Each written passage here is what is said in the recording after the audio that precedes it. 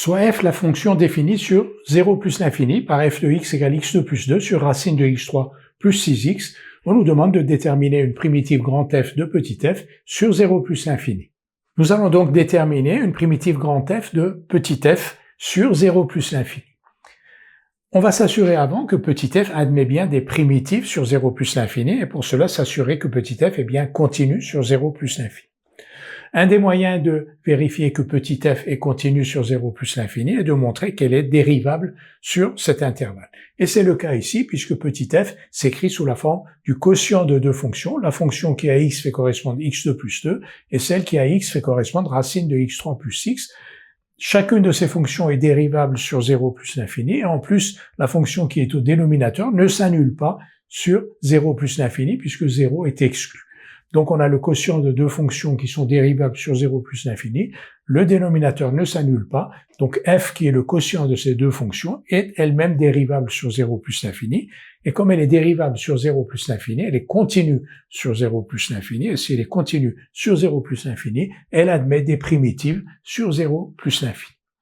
Maintenant, on va essayer de déterminer une primitive grand F de petit f. Alors on regarde donc l'expression de petit f, et donc, la dérivée de x3 plus 6x, c'est 3x2 plus 6. 3x2 plus 6, c'est 3 fois x2 plus 2.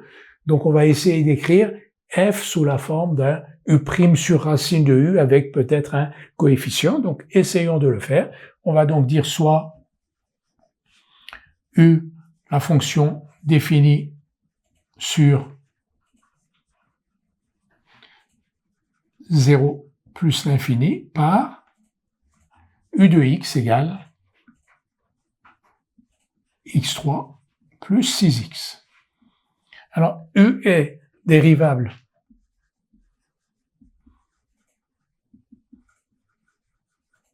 sur 0 plus l'infini, et pour tout nombre réel x de cet intervalle, on a u' de x égale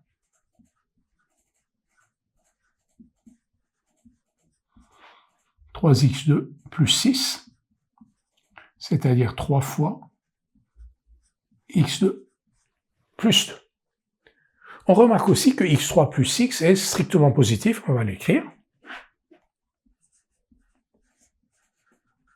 De plus, x3 plus x est strictement positif parce que x est strictement positif, donc x3 plus 6x est strictement positif.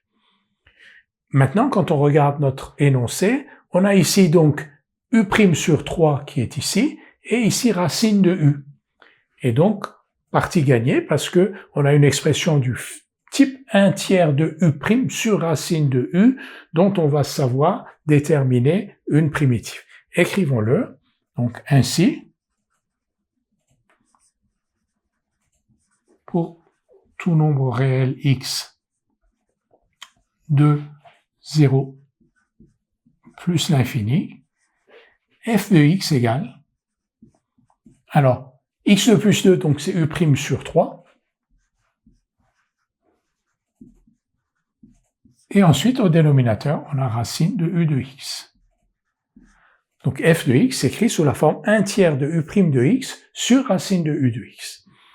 Et donc, si f de x s'écrit sous cette forme-là, on sait calculer une primitive grand F de petit f avec les résultats que l'on a vus ensemble sur les primitives des fonctions composées.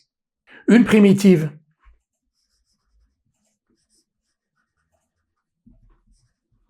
grand F de petit f sur 0 plus l'infini est définie par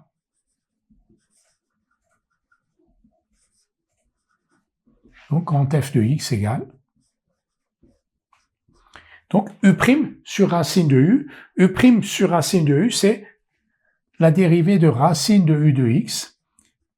Si on dérive racine de u de x, donc on va avoir 1/2 de u' sur racine de u de x. 1/2 de u' sur racine de u de x. Nous, on n'a pas 1/2, mais on a 1/3. Donc, comment passer de 1/2 à 1/3, en multipliant par 2 tiers.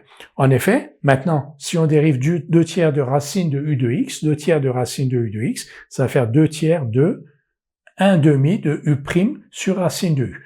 1 demi de u' sur racine de u fois 2 tiers, ça fait bien 1 tiers de u' sur racine de u de x. Donc, 2 tiers de racine de x3 plus 6x.